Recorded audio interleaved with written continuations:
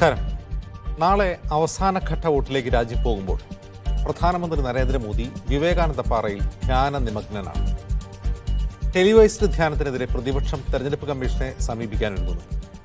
ധ്യാനത്തിലൂടെ മോദി അവസാനഘട്ടത്തിൽ എന്താണ് ലക്ഷ്യം വയ്ക്കുന്നത്? സ്വാഗതം. സ്പെഷ്യൽ എഡിഷനിലേക്ക് നമ്മോടൊപ്പം അതിഥികളായി CPM വക്താവ് ഡോക്ടർ A. സമ്പത്ത്, കോൺഗ്രസ് വക്താവ് അഡ്വക്കേറ്റ് വസന്ത് സിറിയക്, BJP വക്താവ് പ്രിന്റു മഹാദേവ്, മാധ്യമപ്രവർത്തകൻ ആനന്ദ് കൊച്ചുകൂടി എന്നിവർ. ആദ്യം പ്രിന്റുവിലേക്ക്. പ്രിന്റു, കഴിഞ്ഞ 2019 ലോക്സഭാ തെരഞ്ഞെടുപ്പ് കാലത്തും അവസാന ഘട്ടമായപ്പോൾ അദ്ദേഹം കേദാർനാഥിൽ ഒരു ഗുഹയിൽ ധ്യാന നിമഗ്നനായിരുന്നു. അന്നും ഈ ക്യാമറകൾ ചുറ്റുമുള്ള ഈ ധ്യാനത്തിനെതിരെ പ്രതിപക്ഷം പരിഹാസം ഉയർത്തിയിരുന്നു. ഇപ്പോഴും ഈ ഒരു ടെലിവൈസ്ഡ് ധ്യാനം എന്തിനെന്ന ചോദ്യം ഉയർത്തുന്നു പ്രതിപക്ഷം. ഇത് തികച്ചും അദ്ദേഹത്തിൻ്റെ വ്യക്തിപരമായൊരു കാര്യമാണ്. വ്യക്തിപരമായൊരു കാര്യമാണെങ്കിൽ അത് നാട്ടുകാരെ അറിയിക്കുന്നത് എന്തുകൊണ്ടാണ്? അങ്ങനെ അറിയിക്കുന്നുണ്ടെങ്കിൽ അത് തെരഞ്ഞെടുപ്പ് ലക്ഷ്യം വെച്ചാണ്? ഒരിക്കലുമല്ല. ഇതൊരു തെരഞ്ഞെടുപ്പ് ലക്ഷ്യമാണെന്ന് പറഞ്ഞു പരത്തുന്നത് സ്വാഭാവികമായിട്ട് ഈ രാജ്യത്തിൻ്റെ ആത്മീയതയും ഈ രാജ്യത്തിൻ്റെ സാംസ്കാരികവും പൈതൃകവുമായ കാര്യങ്ങൾ അറിയാത്ത ആളുകളാണ്. ആദരണീയനായിട്ടുള്ള നരേന്ദ്രമോദി 2019 ഇലക്ഷനിലും ഇതേപോലെ തന്നെ സ്വാഭാവികമായിട്ട് അന്നത്തെ കേദാർനാഥിലെ നിശബ്ദ ഗുഹയിലാണ് ധ്യാനമിരുന്നത്. അപ്പോൾ ധ്യാനമിരിക്കുക, അമ്പലത്തിൽ പോവുക, ഇങ്ങനെയുള്ള കാര്യങ്ങളൊക്കെ വ്യക്തിപരമായിട്ടുള്ളൊരു കാര്യമാണ്. സ്വാഭാവികമായിട്ട് നമുക്കറിയാം, 76 ദിവസം ഈ രാജ്യത്ത് അദ്ദേഹം 24 മണിക്കൂറും പ്രവർത്തന നിരതനായിരുന്നു. നമുക്കറിയാം, അദ്ദേഹം ഏകദേശം 76 ദിവസത്തിൽ 206ഓളം യോഗങ്ങളിലാണ് അദ്ദേഹം പങ്കെടുത്തത്. അത് ലക്ഷക്കണക്കിന് ആളുകളുമായിട്ട് സംവദിക്കുന്നു, റോഡ് ഷോയിൽ പങ്കെടുക്കുന്നു. ഇന്ത്യയുടെ വിവിധ ഭാഗങ്ങളിൽ അദ്ദേഹം നിരന്തരമായിട്ട് ഓരോ മണിക്കൂർ ഇടവേളകൾ വിട്ടുകൊണ്ട് വിവിധ സ്ഥലങ്ങളിൽ അദ്ദേഹം ഈ ഇലക്ഷനുമായി ബന്ധപ്പെട്ട് അദ്ദേഹത്തിൻ്റെ പ്രവർത്തനങ്ങളുമായി മുന്നോട്ട് പോകുന്നു. സ്വാഭാവികമായിട്ട് ഇതിൻ്റെ അവസാന ഘട്ടം എന്ന രീതിയിൽ ഇന്ത്യയിൽ തന്നെ ഏറ്റവും സാംസ്കാരികപരമായിട്ടും അല്ലെങ്കിൽ ഏറ്റവും പ്രാധാന്യം അർഹിക്കുന്ന ഒരു പ്രദേശമാണ് കന്യാകുമാരി. അതിനൊരു ചരിത്ര പ്രാധാന്യം കൂടിയുണ്ട്. അതും കൂടി നമ്മൾ മനസ്സിലാക്കണം. കാരണം നമുക്കറിയാം, ഭാരതത്തിൻ്റെ പടിഞ്ഞാറൻ അതിർത്തിയും കിഴക്കൻ അതിർത്തിയുടെയും സംഗമ ഭൂമിയായിട്ടുള്ള കന്യാകുമാരി മുനമ്പ്, ആ കന്യാകുമാരി മുനമ്പിനെ ഭാരതീയർ ഒരു സ്പിരിച്വൽ കേന്ദ്രമായിട്ടാണ് സ്വാഭാവികമായിട്ട് കാണുന്നത്. ആ സ്പിരിച്വൽ കേന്ദ്രത്തിലിരുന്ന് അദ്ദേഹം 45 മണിക്കൂർ ധ്യാന നിമഗ്നനാകുന്ന സമയത്ത് ഇവിടെ ആളുകൾക്ക് എന്തിനാണ് വേവലാതി? സ്വാഭാവികമായിട്ട് നമുക്കറിയാം, 76 ദിവസത്തെ കഠിന പ്രയത്നത്തിന് ശേഷം അദ്ദേഹം അവിടെ വന്നിരിക്കുന്നു. ആ 45 ദിവസം എന്ന് പറയുന്നത് അദ്ദേഹം നടത്തിയ വലിയൊരു യജ്ഞമുണ്ട്. ആ യജ്ഞത്തിൻ്റെ മുന്നോടിയായിട്ട് 3ാം ഘട്ടത്തിൽ നരേന്ദ്രമോദി സർക്കാർ വീണ്ടും വരുന്നു. അതിനുള്ളൊരു തയ്യാറെടുപ്പായിട്ടാണ് അദ്ദേഹം അവിടെ പോയിട്ട് ധ്യാന നിമഗ്നനായിട്ട് ഇരുന്നിട്ടുള്ളത്. സ്വാഭാവികമായിട്ട് അതൊരു പ്രതീകം കൂടിയാണ് ഈ രാജ്യത്തിൻ്റെ ശക്തിയും അഖണ്ഡതയും അതോടൊപ്പം തന്നെ ഈ സമന്വയത്തിൻ്റെയും കൂടി ഒരു മേഖലയാണ് അദ്ദേഹം തിരഞ്ഞെടുത്തിട്ടുള്ളത്. കാരണം എന്താണ്, നമുക്കൊരു ഇലക്ഷൻ പ്രചരണമാകുന്ന സമയത്ത് സ്വാഭാവികമായിട്ട് ത്രിവേണി സംഗമം, 3 സമുദ്രങ്ങളുടെ സംഗമ ഭൂമിയായിട്ടുള്ള ഒരു പ്രദേശത്ത് അദ്ദേഹം വന്നിരിക്കുന്നു. അദ്ദേഹം ഒരു സ്പിരിച്വാലിറ്റി, അല്ലെങ്കിൽ നമുക്കറിയാം നരേന്ദ്രമോദി എന്ന് പറയുന്ന വ്യക്തി സ്വാഭാവികമായിട്ട് ഇന്ത്യൻ പ്രധാനമന്ത്രിയോടൊപ്പം തന്നെ അദ്ദേഹം ഒരു സ്പിരിച്വാലിറ്റിയിൽ വിശ്വസിക്കുന്ന വ്യക്തിത്വം കൂടിയാണ്. ഇന്ത്യൻ സന്യാസി പാരമ്പര്യമായിട്ടുള്ള ശ്രീരാമകൃഷ്ണ മിഷനിൽ നിന്ന് ദീക്ഷ സ്വീകരിച്ച ഒരു വ്യക്തി കൂടിയാണ്. അദ്ദേഹത്തിന് വ്യക്തിപരമായ ഒരു ധ്യാനത്തെ പോലും ഭയക്കുന്ന രീതിയിലേക്ക് ഇവിടുത്തെ പ്രതിപക്ഷം മാറുന്നു. അപ്പോൾ അത് സ്വാഭാവികമായിട്ട് ഒരു ഇലക്ഷൻ്റെ മുഖത്ത് അതിനെപ്പോലും വർഗീയമായിട്ടുള്ള ഒരു പ്രചരണമായിട്ടാണ് ഇവിടുത്തെ പ്രതിപക്ഷം കാണിക്കുന്നത്. നമുക്കറിയാം, മോഡി ഇതിനു മുമ്പ് നമുക്കറിയാം രാംലല്ലയുടെ തിരിച്ചുവരവുമായി ബന്ധപ്പെട്ട് അദ്ദേഹം നടത്തിയിട്ടുള്ള യാത്രകൾ, അന്നത്തെ ഉപവാസങ്ങൾ, അതിനെയൊക്കെ ഇത്തരത്തിലുള്ള കളിയാക്കലുകളും പലതരത്തിലുള്ള ആരോപണങ്ങളും അന്നും നരേന്ദ്രമോദി കേട്ടിട്ടുണ്ട്. ഇത് സ്വാഭാവികമായിട്ടുള്ള ഒരു പ്രക്രിയയാണ്. ഇപ്പം നമുക്ക് ആദരണീയനായിട്ടുള്ള നമ്മുടെ കേരളത്തിൻ്റെ മുഖ്യമന്ത്രി, അദ്ദേഹം ഇലക്ഷൻ പ്രചരണം കഴിഞ്ഞപ്പോൾ അദ്ദേഹം വിദേശത്തേക്ക് യാത്ര പോയിട്ട് എൻ്റർടൈൻമെൻറ്റാണ് പോയത്. എന്നാൽ നരേന്ദ്രമോദി എന്ന് പറയുന്ന വ്യക്തിത്വവും അങ്ങനെയല്ല. അദ്ദേഹം സ്വാഭാവികമായിട്ട് ഈ രാജ്യത്തിൻ്റെ വീണ്ടും ഒരു പ്രധാനമന്ത്രിയാകാനുള്ള തയ്യാറെടുപ്പാണ്. ആ തയ്യാറെടുപ്പിന് മുൻകൂടിയായിട്ടുള്ള ഒരു ഊർജ്ജത്തെ അദ്ദേഹം, ഒരു എനർജിയെ അദ്ദേഹം സ്വീകരിക്കാൻ വേണ്ടിയിട്ടാണ് അദ്ദേഹം ഇത്തരത്തിലുള്ള ഒരു ധ്യാന നിമഗ്നനാകുന്ന സാഹചര്യത്തിലേക്ക് മാറുന്നത്. അതിനെ രാഷ്ട്രീയവൽക്കരിക്കേണ്ട ഒരു സാഹചര്യമില്ല. സ്വാഭാവികമായിട്ടും ഏകദേശം ഒരു 50-60ഓളം സീറ്റുകൾ തെരഞ്ഞെടുപ്പുണ്ടല്ലോ, 2014 തെരഞ്ഞെടുപ്പ്. ആ തെരഞ്ഞെടുപ്പിന് തൊട്ടു മുമ്പും അദ്ദേഹം ഇങ്ങനെ ധ്യാനത്തിൽ ഇരുന്നുണ്ടോ? ഉണ്ട്, അദ്ദേഹം പോയിട്ടുണ്ട്. അദ്ദേഹം 2014 അദ്ദേഹം എന്ന് പറയുന്ന ഛത്രപതിയുടെ പ്രതാപ് ഘട്ടിലായിരുന്നു അദ്ദേഹം ധ്യാനത്തിൽ പോയിരുന്നത്. അന്ന് ആ പ്രതാപ് ഘട്ടിൽ നിന്നാണ് അദ്ദേഹത്തിൻ്റെ അന്നത്തെ ധ്യാനം ഇരുന്നിട്ടുള്ളത്. അപ്പോൾ 2014 ഉണ്ടായിട്ടുണ്ട്, 2019 ഉണ്ടായിട്ടുണ്ട്, ഇപ്പോൾ 2024 ഉണ്ടാകുന്നു. അത് സ്വാഭാവികമായിട്ടൊരു വ്യക്തിയുടെ സ്വാതന്ത്ര്യമായിട്ട് മാത്രം കണ്ടാൽ മതി. അതിനപ്പുറത്ത് ഈ രാജ്യത്തിനായിട്ടാണ് ഞങ്ങൾ അതിനെ കാണുന്നത്. ക്യാമറകൾ ചുറ്റും വെച്ചാണോ അദ്ദേഹം ധ്യാനം വരുന്നത് പ്രതാപ് ഘട്ടിൽ? അല്ല, അങ്ങനെയല്ലല്ലോ സാർ. ഈ രാജ്യത്തിൻ്റെ പ്രധാനമന്ത്രിയാകുന്ന സമയത്ത് സ്വാഭാവികമായിട്ട് നമുക്കറിയാലോ, രാജ്യത്തിലെ ഒരു നമ്പർ 1 പേഴ്സണെ സംബന്ധിച്ചിടത്തോളം ക്യാമറ കണ്ണുകളില്ലാതെ അദ്ദേഹത്തിന് ഒളിച്ചിരിക്കാൻ പറ്റുമോ? ഇപ്പോൾ രാഹുൽ ഗാന്ധിയെ പോലെ എവിടെയെങ്കിലും പോയിരുന്ന് ആരും അറിയാതെ ഏതെങ്കിലും വിദേശ രാജ്യങ്ങളിൽ പോയിട്ട് എൻ്റർടൈൻ ചെയ്യാനല്ല അദ്ദേഹം പോയിട്ടുള്ളത്. അദ്ദേഹം പോയിട്ട് എന്താണ്, അദ്ദേഹത്തിന് വ്യക്തിപരമായ കാര്യങ്ങളാണ്. വ്യക്തിപരമായ കാര്യങ്ങളായതുകൊണ്ട് തന്നെ അദ്ദേഹം തിരഞ്ഞെടുത്തൊരു പ്രദേശമുണ്ട്. ആ പ്രദേശത്തിന് ഒരു ചരിത്ര പ്രാധാന്യമുണ്ട്. അതുകൊണ്ട് തന്നെ മീഡിയ കണ്ണുകൾ ഉണ്ടാകും. ഇന്ത്യയുടെ പ്രധാനമന്ത്രിയാണല്ലോ. ഈ മീഡിയ കണ്ണുകൾ, ഇവിടെ സത്യത്തിൽ മീഡിയ കണ്ണുകൾ പോലും നരേന്ദ്രമോദിയെയാണ് പേടിക്കുന്നത്. ഇപ്പം നിങ്ങൾ നോക്കൂ, എല്ലാവരുടെയും കണ്ണുകൾ, നിങ്ങളുടെ മീഡിയ വണ്ണടക്കം പറഞ്ഞത് എല്ലാ കണ്ണുകളും റാഫേലിലേക്കായിരുന്നു. റാഫേലിൽ നിന്ന് കന്യാകുമാരിയിലേക്ക് എല്ലാ കണ്ണുകളും എത്തിക്കാൻ പറ്റിയിട്ടുള്ള മാന്ത്രികനാണ് നരേന്ദ്രമോദി. അത് തന്നെയാണ് അദ്ദേഹത്തിന്റെ വിജയം. പ്രധാനമന്ത്രിയുടെ ഇലക്ഷൻ ക്യാമ്പയിനോ അദ്ദേഹത്തിന്റെ ഔദ്യോഗിക ചടങ്ങുകളോ ക്യാമറകൾ വരുന്നതിലല്ല പ്രശ്നം. അദ്ദേഹം വളരെ വ്യക്തിപരമായി, നിങ്ങൾ പറഞ്ഞതുപോലെ വ്യക്തിപരമായ ഒരു ധ്യാനത്തിന്, രാഷ്ട്രീയ നേട്ടമില്ലാതെ ഒരു ധ്യാനത്തിന് പോയിരിക്കുകയാണ്. അവിടെ മോദി ക്യാമറ അനുവദിക്കുന്നതാണല്ലോ പ്രശ്നം. അങ്ങനെയല്ലല്ലോ സാർ. ഈ രാജ്യത്തിൻ്റെ പ്രധാനമന്ത്രി എവിടെയാണ്, എങ്ങനെയാണ്, എന്തു ചെയ്യുകയാണെന്ന് അറിയാൻ ഈ രാജ്യത്തിലെ മുഴുവൻ പൗരന്മാർക്കും അധികാരമുണ്ട്. അദ്ദേഹം ഈ 140 കോടി ജനങ്ങളുടെ പ്രധാനമന്ത്രിയാണ്. അദ്ദേഹത്തിൻ്റെ ഓരോ ദിനത്തെ ചര്യകളും കൃത്യമായിട്ട് ഷെഡ്യൂൾ ചെയ്ത് ഈ രാജ്യത്ത് എന്താണ് നടക്കുന്നത് അറിയണം. അതിനുവേണ്ടി നമുക്ക് ആ ക്യാമറ കണ്ണുകൾ വരുന്നത് കൊണ്ട് എന്താ പ്രശ്നം? ധ്യാനത്തെ തടസ്സപ്പെടുത്തില്ല. ക്യാമറ 4-5 ക്യാമറ ചുറ്റും വന്നാലും ധ്യാനത്തെ തടസ്സപ്പെടുത്തില്ല. അല്ല, എപ്പോഴാണ് സാർ ധ്യാനത്തിലിരിക്കുന്ന, ഏത് സമയത്താണ് സാർ ക്യാമറ കണ്ണുകൾ കണ്ടിട്ടുള്ളത്? അദ്ദേഹം കണ്ട ത്രിവേദി, നമുക്കറിയാം, 3 പുറത്തുവന്ന വീഡിയോകളിൽ അദ്ദേഹം ധ്യാനത്തിലിരിക്കുകയാണ്. 3-4 പൊസിഷനുകളിൽ ക്യാമറ വെച്ചിട്ടാണ് ആ വീഡിയോ പുറത്തുവിട്ടിട്ടുള്ളത്. അല്ല, അതിനകത്ത് വേറൊരു പ്രശ്നമുണ്ട് സാർ. അദ്ദേഹം ധ്യാനത്തിലിരിക്കുന്ന കേന്ദ്രം എന്ന് പറയുന്നത് നമ്മൾ ഈ പാർവതി ദേവിയുടെ കാൽപാദം പതിഞ്ഞിട്ടുള്ള ശ്രീപാദം എന്ന് പറയുന്ന ഒരു സ്ഥലമുണ്ട് കന്യാകുമാരി. നിങ്ങൾ അവിടെ പോയാൽ മനസ്സിലാക്കാൻ സാധിക്കും. അതിനോട് ചേർന്ന സ്ഥലത്തുള്ള ധ്യാനം ആരും കാണുന്നില്ല. കാണുന്നത് അദ്ദേഹം പുറത്തേക്ക് വരുന്ന സമയത്ത് അദ്ദേഹം സൂര്യനെ നോക്കിയിട്ട്, നമുക്ക് പ്രാതസ്മരണയുടെ ഭാഗമായിക്കൊണ്ട് സൂര്യനെ നോക്കിക്കൊണ്ട് അദ്ദേഹം എന്ത് ചെയ്യുന്നു, തീർത്ഥം ചെലിക്കുന്ന സാഹചര്യത്തെ മാത്രമാണ് നിങ്ങൾ കാണുന്നത്. അങ്ങനെയല്ല, നമ്മൾ പുറത്തു വന്ന വീഡിയോയിലുള്ളത് അദ്ദേഹം വിവേകാനന്ദന്റെ ഒരു പ്രതിമയ്ക്ക് മുമ്പിൽ ധ്യാന നിമഗ്നായി ഇരിക്കുന്നതാണ് ആ വീഡിയോയിൽ കാണുന്നത്. നമ്മൾ കുറച്ചു മുമ്പ് കാണിച്ചിരുന്നു ആ വീഡിയോ, വേണമെങ്കിൽ ഒന്നുകൂടെ കാണാം. അല്ല സാർ, ഇത് ക്യാമറ കണ്ണുകളെ മറച്ചു പിടിച്ചുകൊണ്ട് മാത്രം ധ്യാനം നടത്തുക എന്നുള്ളതൊന്നുമില്ലല്ലോ. ഈ രാജ്യത്തിന്റെ പ്രധാനമന്ത്രി അദ്ദേഹം കേദാർനാഥിലെ ഗുഹയിൽ പോയ സമയത്തും അവിടെയുള്ള ദൃശ്യങ്ങൾ വന്നിട്ടുണ്ടായിരുന്നല്ലോ. ഇത് വളരെ വ്യക്തിപരമാണ് എങ്കിൽ, ഉദാഹരണത്തിന് അദ്ദേഹം അമ്മയെ കാണാൻ പോകുന്ന, അദ്ദേഹത്തിന് അമ്മ ജീവിച്ചിരുന്ന സമയത്ത് അദ്ദേഹത്തിന് അമ്മയെ കാണാൻ പോകുമ്പോഴും ക്യാമറ കൂടെ ഉണ്ടായിരുന്നു. അതിലൊന്നും പ്രശ്നമുണ്ടെന്നല്ല ഞാൻ പറയുന്നത്. വ്യക്തിപരമായ കാര്യങ്ങളാണ് എന്ന് പറഞ്ഞുകൊണ്ടാണ്. വ്യക്തിപരമായ കാര്യങ്ങൾ പബ്ലിക് ആക്കിക്കൂടെ എന്ന് ചോദിച്ചാൽ നമ്മൾ ഫേസ്ബുക്കിൽ ഫോട്ടോ അപ്ലോഡ് ചെയ്യാറുണ്ട്, അതൊക്കെ ചെയ്യാറുണ്ട്. പക്ഷെ ഇവിടെ തെരഞ്ഞെടുപ്പ് നടക്കുമ്പോൾ പ്രധാനമന്ത്രി അങ്ങനെ ചെയ്യുന്നത് രാഷ്ട്രീയ നേട്ടത്തിന് വേണ്ടിയാണെന്നായിരുന്നു എൻ്റെ ചോദ്യം. പ്രിന്റ് ഒറ്റ കാര്യം കൂടി, അങ്ങ് പറഞ്ഞു അദ്ദേഹം ദീക്ഷ സ്വീകരിച്ചിട്ടുള്ള ആളാണ്, രാമകൃഷ്ണ മിഷനിൽ നിന്ന് ദീക്ഷ സ്വീകരിച്ചിട്ടുള്ള ആളാണെന്ന് പറഞ്ഞു. അങ്ങനെ ദീക്ഷ സ്വീകരിക്കുമ്പോൾ ഉണ്ടാകുന്ന ചിട്ടവട്ടങ്ങൾ പാലിച്ചാണോ അദ്ദേഹത്തിൻ്റെ ഇതുവരെയുള്ള ജീവിതം? എന്ത് സംശയം സാർ? ഞാൻ പറയാം, രാമകൃഷ്ണ മിഷനിൽ നിന്ന് 2 തരത്തിലുള്ള ദീക്ഷയുണ്ട്. ഒന്ന് സന്യാസിമാരായിട്ടുള്ള ആളുകൾ നടത്തുന്ന ദീക്ഷ, ഒന്ന് ബ്രഹ്മചാരികളായിട്ടുള്ള ആളുകൾ നടത്തുന്ന ദീക്ഷ, ഒന്ന് സ്വാഭാവികമായിട്ട് കുടുംബജീവിതം നയിക്കുന്ന ആളുകൾ നടത്തുന്ന ദീക്ഷ. അദ്ദേഹം ഒരു സന്യാസി ദീക്ഷ സ്വീകരിക്കുകയല്ല. ദീക്ഷ എന്ന് പറഞ്ഞു കഴിഞ്ഞാൽ 3 തരത്തിലുള്ള ദീക്ഷ നൽകുന്ന സ്ഥാപനമാണ് ശ്രീരാമകൃഷ്ണ മിഷൻ. അതിനകത്ത് നിങ്ങൾ ഉദ്ദേശിക്കുന്നത് സന്യാസിയായിട്ടുള്ള ഒരു ദീക്ഷ സ്വീകരിച്ചുകൊണ്ട് അദ്ദേഹം ആ ചര്യകൾ പാലിക്കുന്നുണ്ട് എന്നായിരിക്കും അങ്ങനെ ഉദ്ദേശിക്കുന്ന ചോദ്യം എന്നാണ് ഞാൻ മനസ്സിലാക്കുന്നത്. അതല്ല.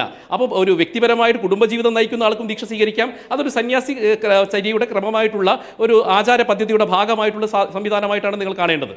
അല്ലാതെ അതിനകത്ത് ഈ നരേന്ദ്രമോദി 56 സീറ്റ് മാത്രം മോദി ഒരു കന്യാകുമാരി ബ്രഹ്മചാരി സ്വീകരിക്കേണ്ട ദീക്ഷ സ്വീകരിച്ച് അതിന്റെ ചിട്ടയ്ക്കനുസരിച്ച് ജീവിക്കുന്ന ആളാണ്. തീർച്ചയായും. ഓക്കെ പ്രിന്റു, ശരി, ഞാൻ മടങ്ങി വരാം. ശ്രീ അഡ്വക്കേറ്റ് വസന്ത് സിറിയക്ക്, ഈ സാമൂഹിക മാധ്യമങ്ങൾ മുഴുവൻ ഈ ധ്യാനത്തിനെ ട്രോൾ ചെയ്യുകയാണ്, പ്രത്യേകിച്ചും ഇന്ത്യ മുന്നണിയുടെ ഭാഗമായ ആളുകൾ, കോൺഗ്രസ്സുകാർ. അത് മോദിയുടെ ഒരു വ്യക്തിപരമായ കാര്യമായി കണ്ട് വിട്ടുകളഞ്ഞുകൂടെ? അതിനെന്തിനാണ് രാഷ്ട്രീയവുമായി ബന്ധിപ്പിക്കുന്നത്?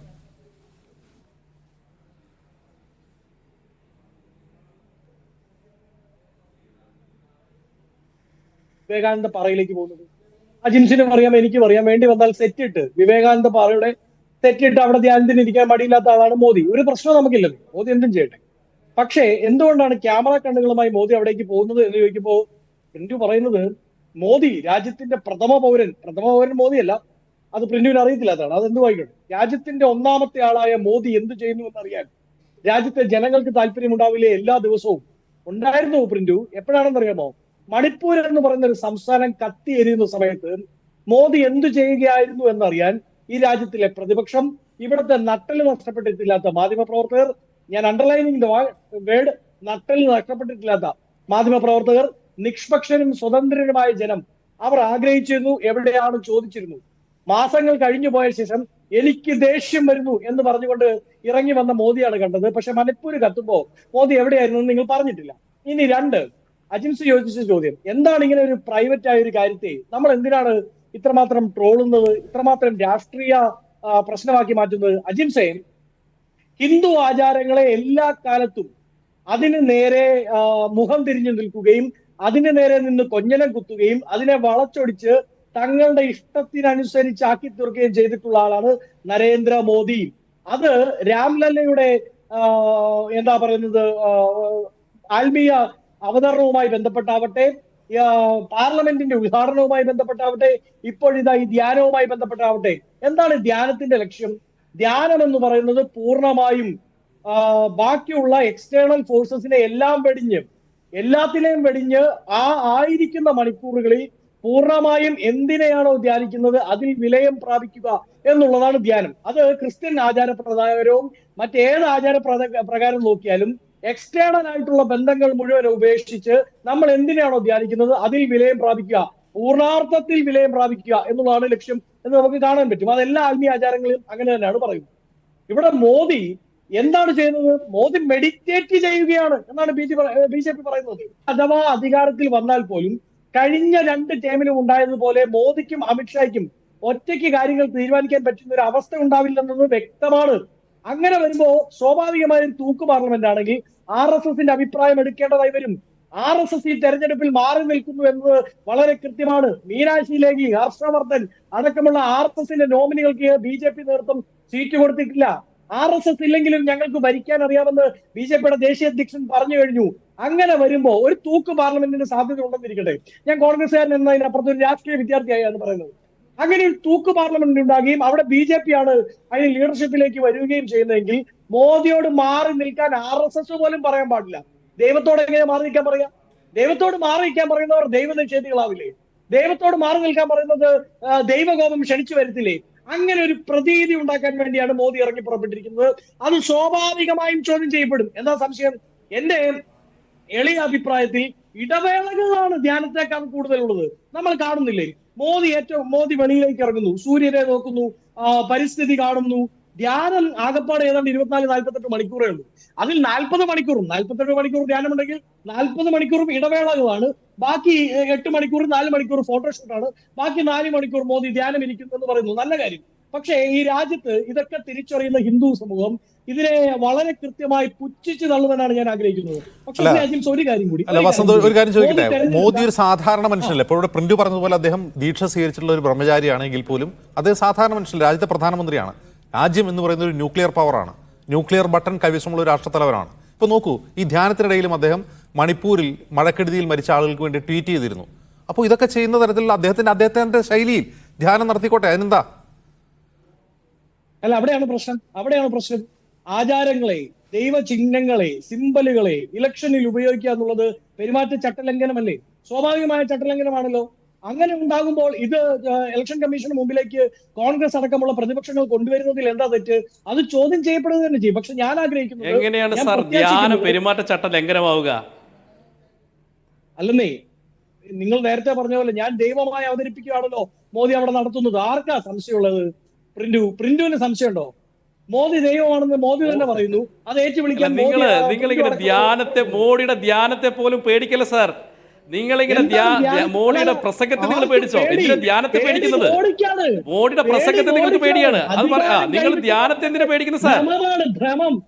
ഭ്രമം അധികാരം കൈവിട്ട് പോകുന്നല്ലോ എന്നോർത്തുള്ള ഭ്രമം ബാധിച്ചിരിക്കുകയാണ് മോദിക്ക്. പിന്നെ പേടി എന്ന് പറഞ്ഞല്ലോ, അത് നരേന്ദ്ര മോഡിക്കാണ്. മോഡി മാറി ഇപ്പൊ പേടിയാണ്, നരേന്ദ്ര പേടി. അതാണ് നിങ്ങളുടെ നേതാവിന്റെ പേര്.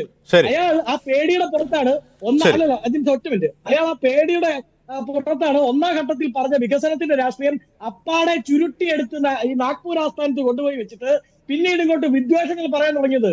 പറഞ്ഞതിന്റെ മുഴുവൻ പാപക്കറ കഴുകിക്കളയണ്ടേ അല്ലേ പ്രിന്റു? അതിനുവേണ്ടിയായിരിക്കും പോയിരിക്കുന്നത്.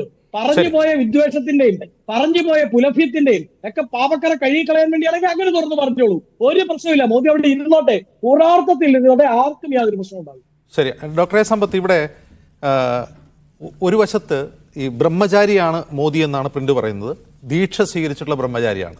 ആ ബ്രഹ്മചാരിയായ നരേന്ദ്രമോദി ഒരു വശത്ത് പ്രതിപക്ഷ പാർട്ടികൾ മുജറ ഡാൻസ് നടത്തട്ടെ എന്ന് പറയുന്നു, ഒരു വശത്ത് കമ്മ്യൂണലായി ഡിവൈഡ് ചെയ്യുന്ന രീതിയിലുള്ള ഹെയ്റ്റ് സ്പീച്ച് എന്ന് പറയാവുന്ന പ്രസംഗങ്ങൾ നടന്നു. ഇലക്ഷൻ കമ്മീഷൻ അതിൻ്റെ പേരിൽ BJPയെ ശാസിക്കുന്നു. മറുവശത്ത് ഈ പ്രചാരണം കഴിഞ്ഞ് അദ്ദേഹം ധ്യാനനിമഗ്നനായി ആത്മീയ പുരുഷനായി മാറുന്നു. നമ്മൾ ഈ കാണുന്നതിൽ നിന്ന് എന്താണ് മനസ്സിലാക്കേണ്ടത്?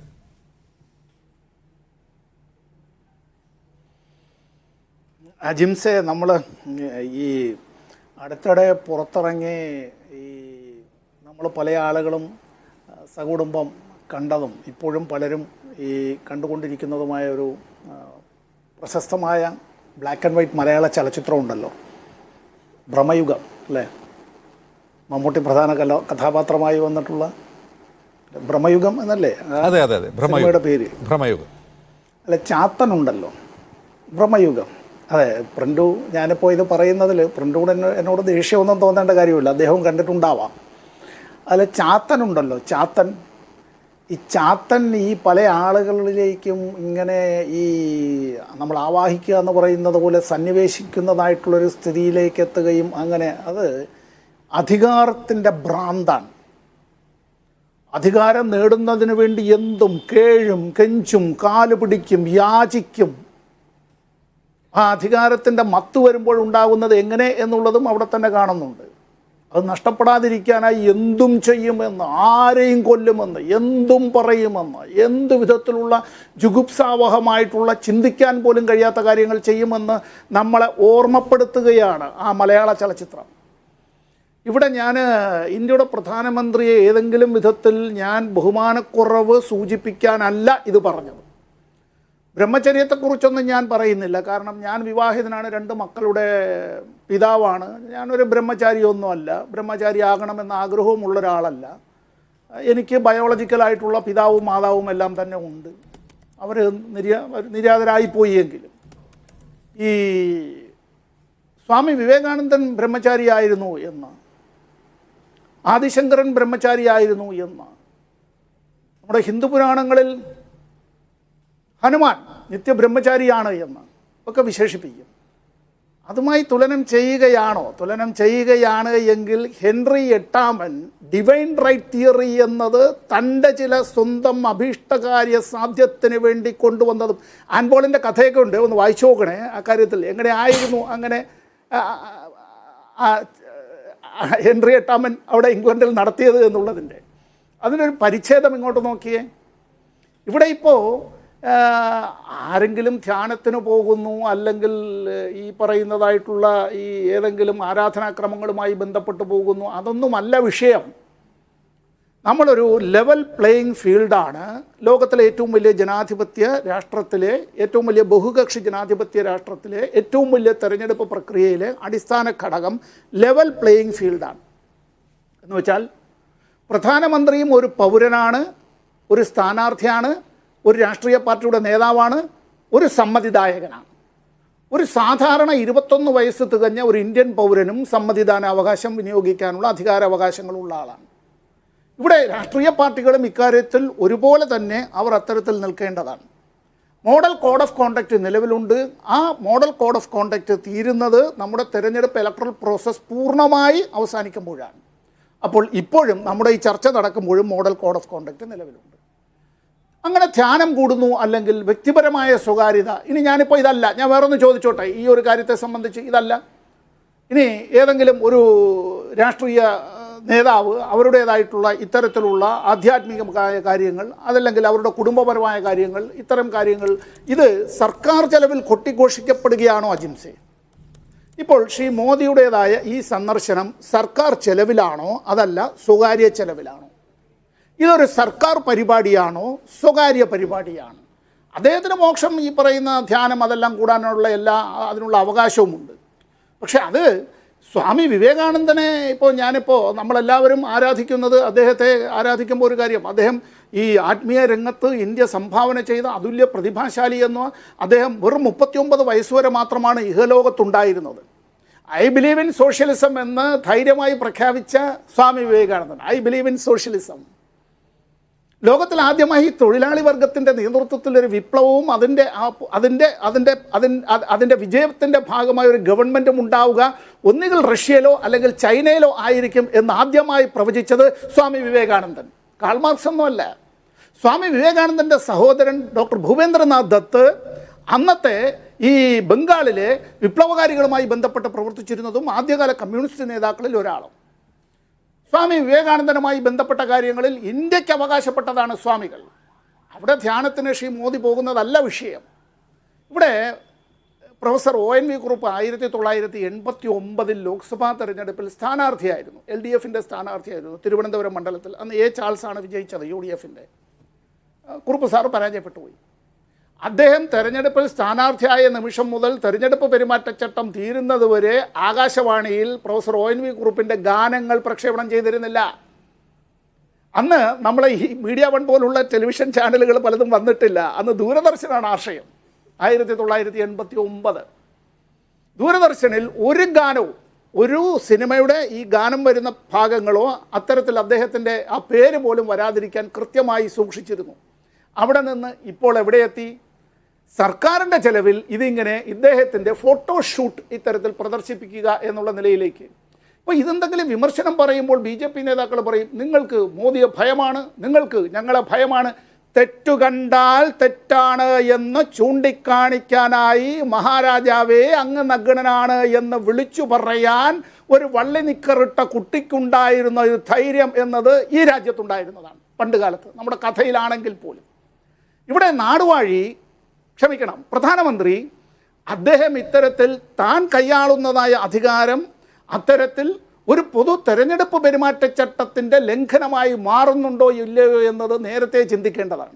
കേദാർനാഥിലെ ഗുഹയിൽ ഇരിക്കാം, പക്ഷേ അതൊരു ഫോട്ടോഷൂട്ടായി മാറുകയും അത്തരത്തിൽ തെരഞ്ഞെടുപ്പ് കാലത്ത് മറ്റുള്ളവർക്കൊന്നും ഇല്ലാത്തതായിട്ടുള്ള ഒരു പ്രാമുഖ്യം തനിക്ക് ലഭ്യമാവുക, ഇതൊന്നും അറിയാതെ ഒന്നും ചെയ്യുന്നതല്ല. അത് ചെയ്തത് കൊണ്ടാണ് നമ്മൾ ഈ ചർച്ച നടത്തുന്നത്. അതുകൊണ്ടാണ് 10,000-കണക്കിന് ഭവനങ്ങളിലിരുന്ന് അങ്ങനെ നമ്മുടെ അമ്മമാരും ഈ കുട്ടികളും എല്ലാം ഇതെല്ലാം കേൾക്കുന്നതും കാണുന്നതുമെല്ലാം. ഇത് ചെയ്തില്ലെങ്കിൽ ഈ ചർച്ച ഉണ്ടാവില്ല. ഇങ്ങനെയാണ് മീഡിയ സ്പേസ് എങ്ങനെയാണ് അപഹരിക്കുക എന്നുള്ളത്. പ്രിൻ്റ് മീഡിയയിലും ദൃശ്യശ്രവ്യ മാധ്യമങ്ങളിലുമെല്ലാം ഞാൻ തന്നെ എന്നുള്ള നിലയിലേക്ക് ഈ ലൂയി 14 പണ്ട് പ്രഖ്യാപിച്ചതുപോലെ ഐ ആം ദ സ്റ്റേറ്റ് എന്ന് പ്രഖ്യാപിച്ചതുപോലെ, അപ്പോൾ ഞാൻ നേരത്തെ സൂചിപ്പിച്ചതുപോലെ it is a combination of the Henry the 8th plus Louis 14th എന്നുള്ള നിലയിലേക്ക് വരുമ്പോൾ എങ്ങനെയിരിക്കും ഡിവൈൻ റൈറ്റ് തിയറിയും ഒപ്പം എല്ലാവിധത്തിലുള്ള ഏകാധിപത്യ സ്വഭാവവും കൂടിച്ചേരുന്ന ഒരു നിലയിലേക്ക് കാര്യങ്ങളെത്തും. ഇതിനെയാണ് ചോദ്യം ചെയ്യേണ്ടത്. ശരി, അസമ്മതി. ഞാൻ മടങ്ങി വരാം. ആനന്ദ് കൊച്ചുകൂടി, ഒരു വശത്ത് താൻ ഒരു ബയോളജിക്കൽ ബീയിങ് അല്ല എന്ന് താൻ കൺവിൻസ്ഡായി എന്ന് റൂബി കാലിയാഖത്തിനോട് ഒരു ഇൻ്റർവ്യൂവിൽ മോദി പറയുന്നുണ്ട്. അമ്മയുടെ മരണശേഷം ഞാൻ കൺവിൻസ്ഡായി എന്നാണ് പറയുന്നത്. അമ്മ ഉണ്ടായിരുന്ന കാലം വരെ ഞാൻ ബയോളജിക്കലാണെന്നാണ് കരുതിയതെന്നാണ് പറയുന്നത്. ഇപ്പോൾ ഇവിടെ പ്രിൻ്റ് പറയുന്നു അദ്ദേഹം ബ്രഹ്മചാരിയാണ്, നൈഷ്ഠിക ബ്രഹ്മചാരിയാണ്, ദീക്ഷ സ്വീകരിച്ചിട്ടുള്ള നൈഷ്ഠിക ബ്രഹ്മചാരിയാണ്. ഈ ബ്രഹ്മചര്യത്തിൽ ഒരു പ്രാവശ്യം വിവാഹം കഴിച്ച് പിന്നെ അത് ഉപേക്ഷിച്ചാൽ പിന്നെ ബ്രഹ്മചാരിയാവുമോ എന്നുള്ള ചോദ്യം വേറെയുണ്ട്. ഇതൊക്കെ ഈ അവസാനഘട്ട തെരഞ്ഞെടുപ്പിൽ BJPയെ ഈ പറയുന്ന കാര്യങ്ങളെല്ലാം, ഈ ടെലിവൈസ്ഡ് ധ്യാനം മുതൽ അദ്ദേഹം നൈഷ്ഠിക ബ്രഹ്മചാരിയാണെന്നുള്ള സിദ്ധാന്തങ്ങൾ മുതൽ BJP അവസാന ഘട്ടത്തിൽ എങ്ങനെയാണ് ഇലക്ട്രലി സഹായിക്കുക? അല്ല, നമ്മൾ മനസ്സിലാക്കേണ്ടത് നരേന്ദ്രമോദി ഒരു മുഴുവൻ സമയ രാഷ്ട്രീയക്കാരനാണ്. അദ്ദേഹം ഇവിടെ പലരും പറയുന്നത് അദ്ദേഹം അഭിനയിക്കുകയാണെന്നാണ്. ഞാൻ പറയുന്നത് അദ്ദേഹം ജീവിക്കുകയാണ്. ശരിക്കും അദ്ദേഹം പ്രധാനമന്ത്രിയായിട്ട് ഓരോ നിമിഷവും ജീവിച്ചുകൊണ്ടിരിക്കുകയാണ്. അഭ്രപാളികളിൽ നടന്മാർ ജീവിക്കുന്നത് പോലെ ചിലപ്പോൾ നമ്മൾ മമ്മൂട്ടിയെയും മോഹൻലാലിനെയും ഒക്കെ കുറിച്ച് അവരുടെ പ്രകടനത്തെക്കുറിച്ച് പറയാറുണ്ട്. അവർ അഭിനയിക്കുകയായിരുന്നില്ല, ജീവിക്കുകയായിരുന്നു ആ കഥാപാത്രമായി എന്ന്. അതുപോലെ നമ്മുടെ പ്രധാനമന്ത്രിയായി ജീവിച്ചുകൊണ്ടിരിക്കുകയാണ്. അദ്ദേഹം ഓരോ നിമിഷവും അദ്ദേഹത്തിൻ്റെ ആ പദവി ഇങ്ങനെ എന്താണ് അതിനെ അദ്ദേഹം ഓരോ സമയവും ഓരോ സെക്കൻഡിലും അദ്ദേഹം അത് ജീവിച്ച് കാണിക്കുകയാണ്. എങ്ങനെയാണ് അദ്ദേഹം പ്രധാനമന്ത്രിയായിട്ട് അദ്ദേഹം കാര്യങ്ങൾ കൈകാര്യം ചെയ്യുന്നതെന്ന്. നമ്മൾ ഒരു കാലത്തൊക്കെ പ്രധാനമന്ത്രിമാർ, ഇപ്പോൾ ഈ അടുത്താണ് 2 ദിവസം മുൻപാണ് നമ്മുടെ മുൻ പ്രധാനമന്ത്രി ഡോക്ടർ മൻമോഹൻ സിംഗ് പറഞ്ഞത് എങ്ങനെയാണ് നരേന്ദ്രമോദി തൻ്റെ പദവിയുടെ ആ ഒരു വില കളയുന്ന തരത്തിലേക്കുള്ള ഒരു ക്യാമ്പയിൻ ഈ തെരഞ്ഞെടുപ്പിൽ നടത്തിയതെന്ന്.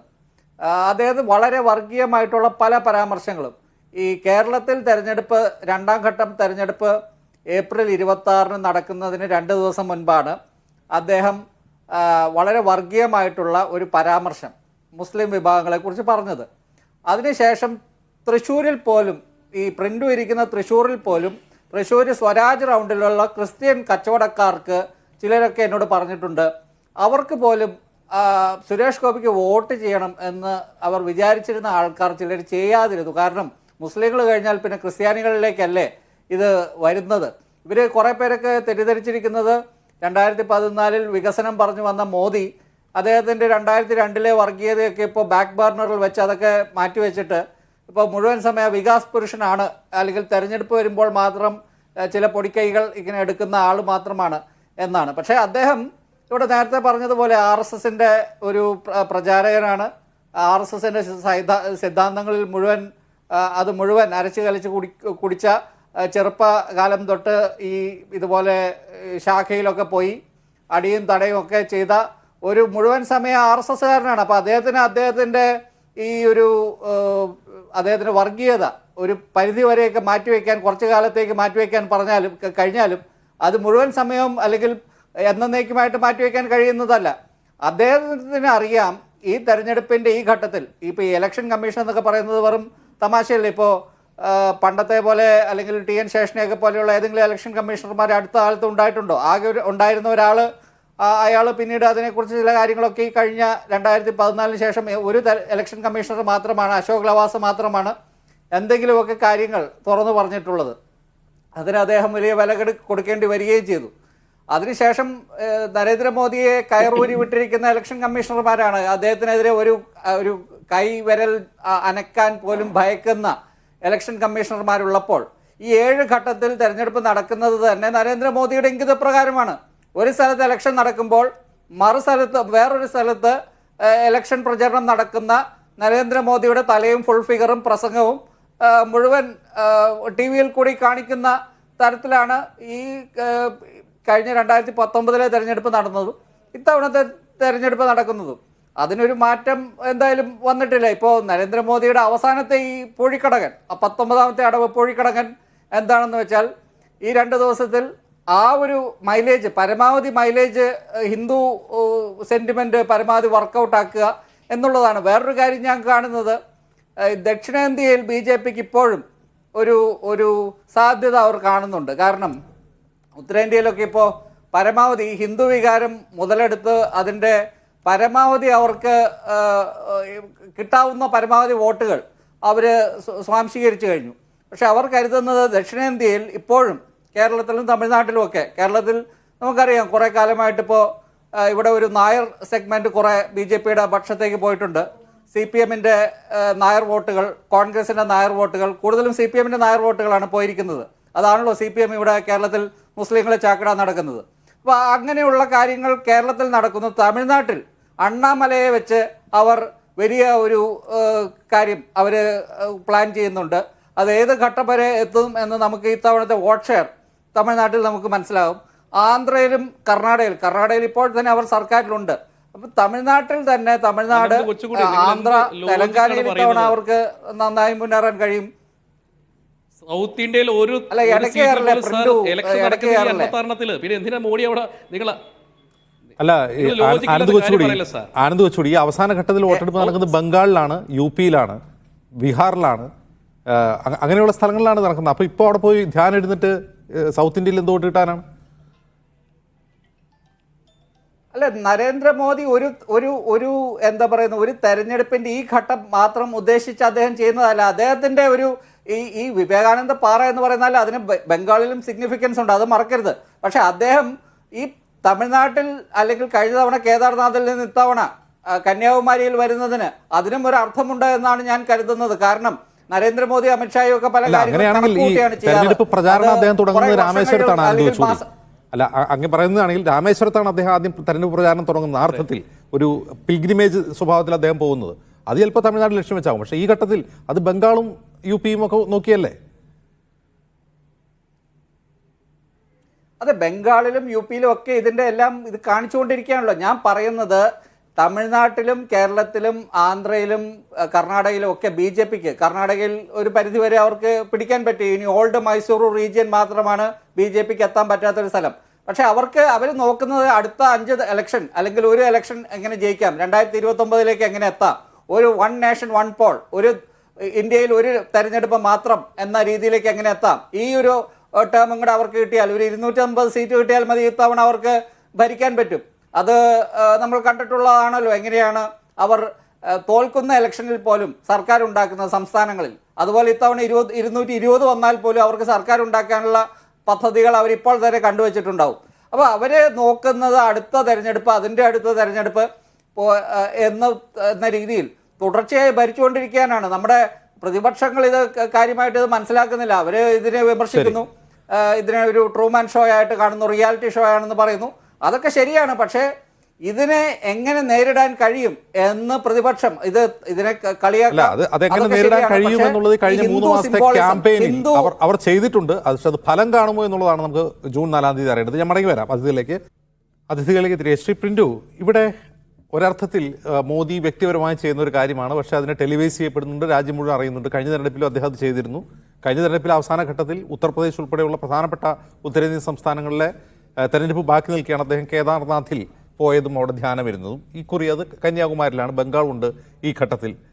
വിവേകാനന്ദനും ബംഗാളും തമ്മിലുള്ള ബന്ധവും നമുക്കറിയാം. ഓക്കെ, അതെന്തുമായിക്കോട്ടെ. പക്ഷേ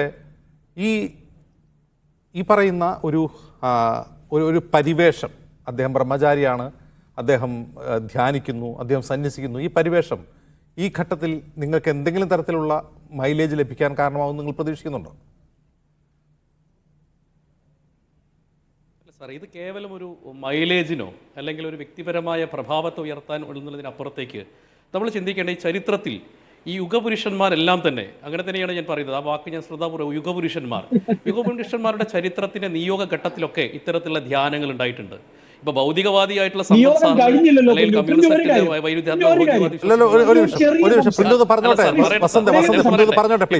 ഒന്ന് പറയട്ടെ സാർ, ഞാനൊന്ന് പറയട്ടെ സാർ. വൈരുദ്ധ്യാത്മക ഭൗതികവാദത്തിലെ മോദി ബയോളജിക്കൽ അല്ല എന്ന് അദ്ദേഹത്തിന് പറയാമെങ്കിൽ യുഗപുരുഷൻ എന്ന് പ്രിന്റുവിനും പറഞ്ഞുകൂടെ? വസന്ത് ഇങ്ങനെ അസഹിഷ്ണുമാവില്ല.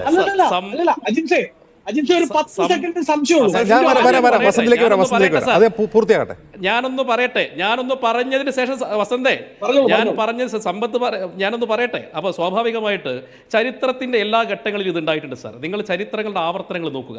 ഇപ്പോൾ നമ്മൾ ശ്രീനാരായണ ഗുരുവിന്റെ മരുത്വാമലയിലെ ധ്യാനമായിക്കോട്ടെ, ഇപ്പോൾ ജബലന്നൂർ മലയിലെ മഹാനായ പ്രവാചകന്റെ ഇറാ ഗുഹയിലെ ധ്യാനമാകട്ടെ, നരേന്ദ്രമോദിയുടെ ഇപ്പോൾ 1800 നമുക്കറിയാം സ്വാമി വിവേകാനന്ദന്റെ ഷിക്കാഗോ പ്രസംഗത്തിന് മുമ്പുള്ള ധ്യാനമായിക്കോട്ടെ, ഇപ്പോൾ നരേന്ദ്രമോദിയുടെ കന്യാകുമാരിയിലെ ധ്യാനമാകട്ടെ, സ്വാഭാവികമായി ചരിത്രത്തിന്റെ നിയതി അനുസരിച്ച് കൊണ്ടുള്ള അടുത്ത ഘട്ടത്തിലേക്കുള്ള പ്രയാണത്തിന്റെ ആരംഭമായിട്ടാണ് ഞങ്ങൾ കാണുന്നത്. വലിയൊരു യജ്ഞം കഴിഞ്ഞിട്ടാണ് നരേന്ദ്രമോദി വന്നിട്ടുള്ളത്. അതിനകത്ത് ഇലക്ഷൻ കാര്യങ്ങൾ കൃത്യമായിട്ട് അദ്ദേഹം പറയേണ്ട കാര്യങ്ങളൊക്കെ പറഞ്ഞിട്ടുണ്ട്. 76 ദിവസങ്ങളിലായി 202 യോഗങ്ങളിൽ അദ്ദേഹത്തിന് എന്തൊക്കെയാണോ പറയേണ്ടത് അതൊക്കെ അദ്ദേഹം പറഞ്ഞിട്ടുണ്ട്. ഒരു യുഗപുരുഷൻ സംസാരിക്കുന്ന രീതിയിലാണോ മോദി കഴിഞ്ഞ ഈ 3 മാസം സംസാരിച്ചത്? നിങ്ങൾ ഈ ശ്രീനാരായണ ഗുരുവിനെ, യേശു ക്രിസ്തുവിനെയും മുഹമ്മദ് നബിയൊക്കെ ആയിട്ട് നരേന്ദ്രമോദിയെ താരതമ്യം ചെയ്തുകൊണ്ട് ചോദിക്കുകയാണ്. അങ്ങനെ യുഗപുരുഷന്മാർ ശ്രീനാരായണ ഗുരുവൊക്കെ ഹിന്ദു മുസ്ലിം എന്ന് പറഞ്ഞ് ആളുകൾ ഡിവൈഡ് ചെയ്യുന്ന ആളായിരുന്നു. യേശു ക്രിസ്തു അങ്ങനെയായിരുന്നോ? വിവേകാനന്ദൻ അങ്ങനെയായിരുന്നോ? ഒരിക്കലുമില്ല സാർ. യുഗപുരുഷനാണ്. അല്ല, നിങ്ങൾ പറയാം. പക്ഷേ ഇവരൊക്കെ മഹാന്മാരായിട്ട് താരതമ്യം ചെയ്യുന്നു. പ്ലീസ്. ശ്രീനാരായണ ഗുരുവിനെ യേശു ക്രിസ്തുവിനെ തെരഞ്ഞെടുപ്പ് കമ്മീഷൻ ശാസിച്ചിട്ടില്ല. യേശു ക്രിസ്തുവിനെ, ശ്രീനാരായണ ഗുരുവിനെ, മുഹമ്മദ് നബിയെ തെരഞ്ഞെടുപ്പ് കമ്മീഷൻ ശാസിച്ചിട്ടില്ല വെറുപ്പ് പറഞ്ഞതിന്. അല്ല ഞാൻ പറഞ്ഞു ഇപ്പോ ആ കാലഘട്ടത്തിലെങ്ങാനും ശ്രീനാരായണ ഗുരു ആയിരുന്നു അദ്ദേഹം ഏറ്റവും വലിയ വർഗീയവാദി എന്ന ഒരു പക്ഷം നിങ്ങൾ പറയാ. ഇപ്പൊ തന്നെ നമ്മുടെ ഈ സ്വാമി വിവേകാനന്ദൻ ലോകത്തിൽ ആദ്യത്തെ കമ്മ്യൂണിസ്റ്റ് ഇലക്ഷൻ കമ്മീഷൻ പറഞ്ഞതാണ് മര്യാദയ്ക്ക് സംസാരിക്കണമെന്ന്. ഇലക്ഷൻ കമ്മീഷനാണ് പ്രധാനമന്ത്രിയോട് പറഞ്ഞത്. അങ്ങനെ മര്യാദയ്ക്ക് സംസാരിക്കണമെന്ന് ഈ യുഗപുരുഷന്മാരോട് ആർക്കും പറയേണ്ടി വന്നില്ല. ഞാൻ പറയട്ടെ, ചരിത്രത്തിൽ എല്ലാ സംഭവങ്ങളും ഉണ്ടായി. അദ്ദേഹം ഞാൻ പറഞ്ഞ സ്വാഭാവികമായിട്ട് ഒരു മോദി താൻ ദൈവമാണെന്നോ, മോദി താൻ ബയോളജിക്കൽ അല്ല എന്നോ മോദി എന്തോ പറഞ്ഞോളൂ. നിങ്ങൾ അദ്ദേഹത്തെ യുഗപുരുഷൻ എന്നൊക്കെ വിളിച്ചോളൂ. പക്ഷേ ഈ മൺമറഞ്ഞു പോയ മഹാന്മാരുമായിട്ട് അദ്ദേഹത്തെ താരതമ്യം ചെയ്യല്ലേ പ്ലീസ്. അല്ല, എന്താ സംശയം സാർ? എന്താണ് മൺമറഞ്ഞ മഹാന്മാർ നടത്തിയിട്ടുള്ള കർമ്മപഥത്തെ വീണ്ടും വീണ്ടും അവരെന്താണോ പറഞ്ഞത് ആ കാര്യങ്ങളെ നടപ്പിലാക്കുകയാണ് മോഡി ചെയ്തിട്ടുള്ളത്. അദ്ദേഹം പറഞ്ഞ കാര്യങ്ങൾ എന്താണ്? ശ്രീനാരായണ ഗുരു ആർക്ക് വേണ്ടിയിട്ടാണ് പെട്രോളിന് 110 രൂപയാക്കാൻ യേശുക്രിസ്തു പറഞ്ഞോ? വേണ്ടിയിട്ടാണ്, അശരണർക്ക് വേണ്ടിയിട്ടാണ്. GST വഴി രാജ്യത്തിന്റെ എക്കണോമിയെ തകർക്കാൻ അവരുടെ സംവരണത്തെ ഇവിടെ ശ്രീനാരായണ ഗുരു മതത്തിന്റെ പറഞ്ഞോ? പേര് പറഞ്ഞുകൊണ്ട് രാജ്യത്ത് ജനങ്ങളെ ഭിന്നിപ്പിക്കാൻ ഈ പറയുന്ന മുഹമ്മദ് നബി പറഞ്ഞോ? എങ്ങനെ സാർ? ഈ പറയുന്ന മഹാന്മാർ പറഞ്ഞതും ചെയ്തുപോയ കാര്യങ്ങളാണോ മോദി ചെയ്തുകൊണ്ടിരിക്കുന്നത്? അല്ല, മോഡി എവിടെയാണ് സാർ ഈ രാജ്യത്തിലെ ജനങ്ങളെ ഭിന്നിപ്പിക്കുന്ന കാര്യങ്ങൾ പറഞ്ഞിട്ടുള്ളത്? ഈ രാജ്യത്തിലെ ജനങ്ങളെ ഭിന്നിപ്പിക്കുന്ന എന്തിനാണ് തെരഞ്ഞെടുപ്പ് കമ്മീഷൻ ശാസിച്ചത് ബി.ജെ.പി.യെ പ്രതിയോ? മോഡി പറയുന്നത് തെരഞ്ഞെടുപ്പ് കമ്മീഷൻ ബി.ജെ.പി.യെ ശാസിച്ചത് എന്തിനാണ് പ്രതിയോ? പേര് പറഞ്ഞുകൊണ്ട്. അല്ല, സ്വാഭാവികമായിട്ട് നരേന്ദ്രമോദിയെ മാത്രമാണോ സാർ? രാഹുൽ ഗാന്ധിയെ പറഞ്ഞില്ലേ? അല്ല, രാഹുൽ ഗാന്ധി ബ്രഹ്മചാരിയല്ലോ. രാഹുൽ ഗാന്ധി യുഗപുരുഷനല്ല. രാഹുൽ ഗാന്ധി ബ്രഹ്മചാരിയല്ല. രാഹുൽ ഗാന്ധി ബയോളജിക്കൽ സണ്ണാണ് സോണിയാഗാന്ധിയുടെയും രാജീവ് ഗാന്ധിയുടെയും. പക്ഷെ ഇതങ്ങനെയല്ല, നിങ്ങൾ പറയുന്നത് യുഗപുരുഷനാണെന്നാണ്. ഞാൻ പറയട്ടെ, യുഗപുരുഷൻ എന്ന് പറയുന്ന സമയത്ത് യുഗപുരുഷന്മാർ അവർ ചെയ്യുന്ന കാര്യങ്ങൾ വിമർശിക്കാൻ പാടില്ല എന്ന് എവിടെയെങ്കിലും പറഞ്ഞിട്ടുണ്ടോ? ശ്രീനാരായണ ഗുരു വിമർശിക്കുന്ന ആളുകളില്ലേ? ചട്ടമ്പിസ്വാമി വിമർശിക്കുന്ന ആളുകളില്ലേ? അപ്പോൾ സ്വാഭാവികമായിട്ട് ആളുകൾ വിമർശിക്കുന്നത് വിഷം വമിപ്പിക്കുന്ന പ്രസംഗം നടത്തിയതിനല്ല. അവർ വിഷം വമിച്ചിട്ടില്ല, സമൂഹത്തെ ഒന്നിപ്പിക്കാനാണ് അവർ ശ്രമിച്ചത്. എവിടെയാണ് വിഷം വമിക്കുന്ന പ്രസംഗം നരേന്ദ്രമോദി നടത്തിയിട്ടുള്ളത്? മതത്തിന്റെ പേരിൽ ചട്ടങ്ങളെ ലംഘിച്ചുകൊണ്ട് ചട്ടലംഘനം എന്ന് പറഞ്ഞാൽ വിദ്വേഷ പ്രസംഗം നടത്തുന്നതിനാണ് ചട്ടലംഘനം എന്ന് പറയുന്നത്. അതിനാണ് തെരഞ്ഞെടുപ്പ് കമ്മീഷൻ ശാസിച്ചത്. അല്ല, വിദ്വേഷ പ്രസംഗം എന്ന് പറയും വാക്കുകൾ സൂക്ഷിക്കുക എന്നുള്ളതാണ് അദ്ദേഹത്തിന്റെ ശൈലിയാണ് നമ്മുടെ ഇലക്ഷൻ കമ്മീഷൻ പറഞ്ഞിട്ടുള്ളത്. സ്വാഭാവികമായിട്ട് അദ്ദേഹം പറഞ്ഞ കാര്യത്തിന്റെ യുഗപുരുഷന്മാരോട് ആർക്കും അങ്ങനെ പറയേണ്ടി വന്നിട്ടില്ല.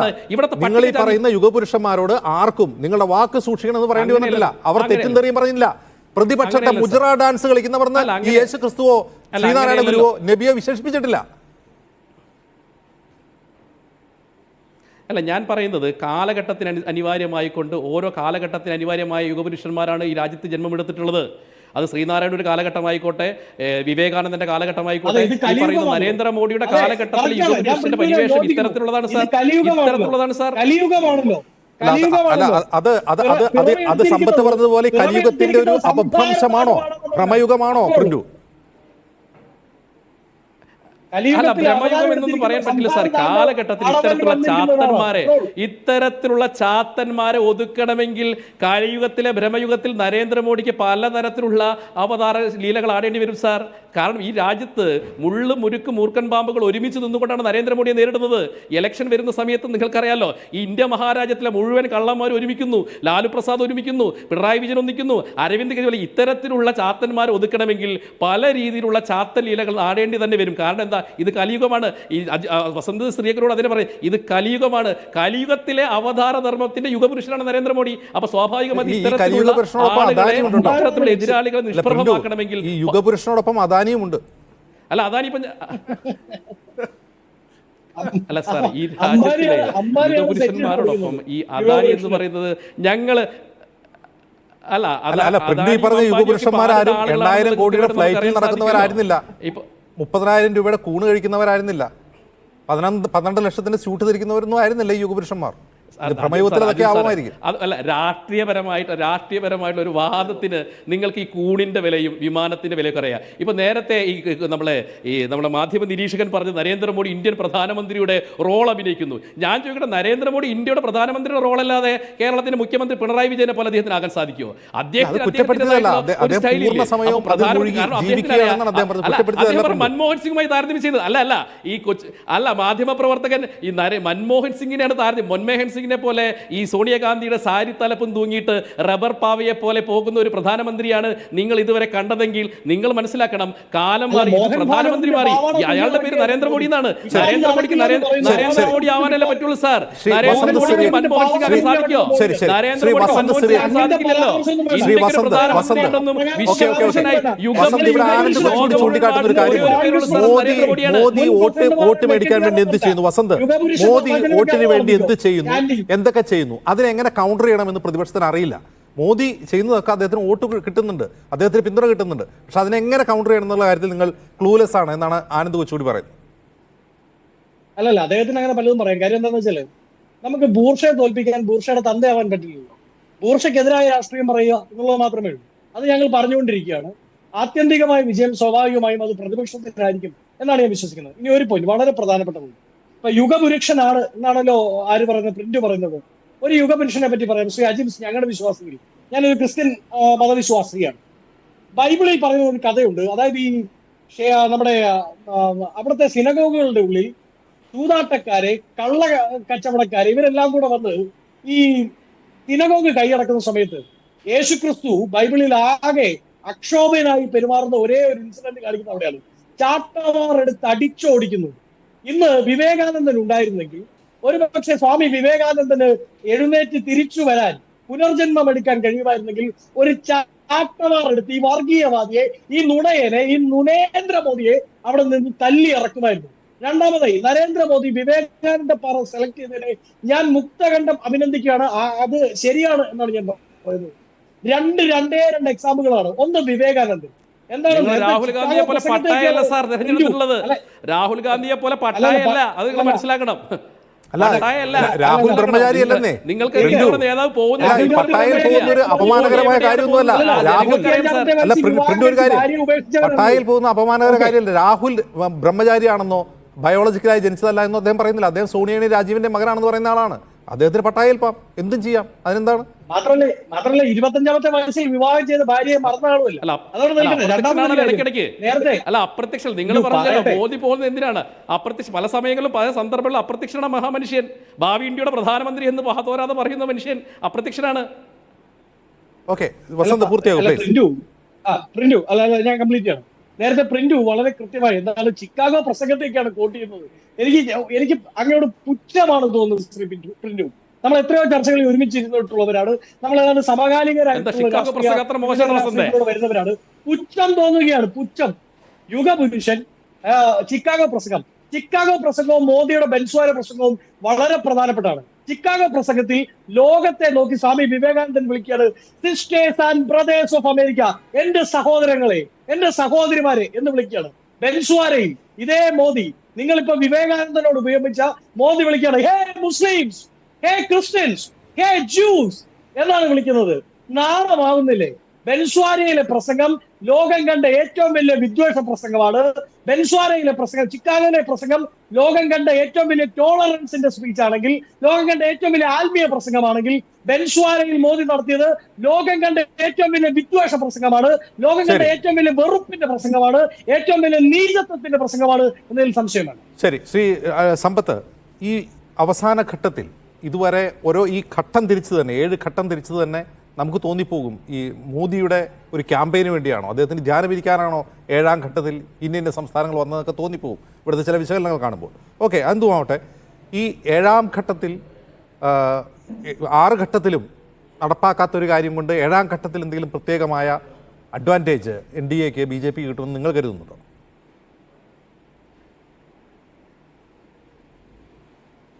ഇത് ഞാനിപ്പോൾ BJPയുടെ അഡ്വാൻറ്റേജ് അല്ലെങ്കിൽ BJP വിരുദ്ധ രാഷ്ട്രീയ കക്ഷികളുടെ ഡിസഡ്വാൻറ്റേജ് അല്ലെങ്കിൽ ഒരു ഈ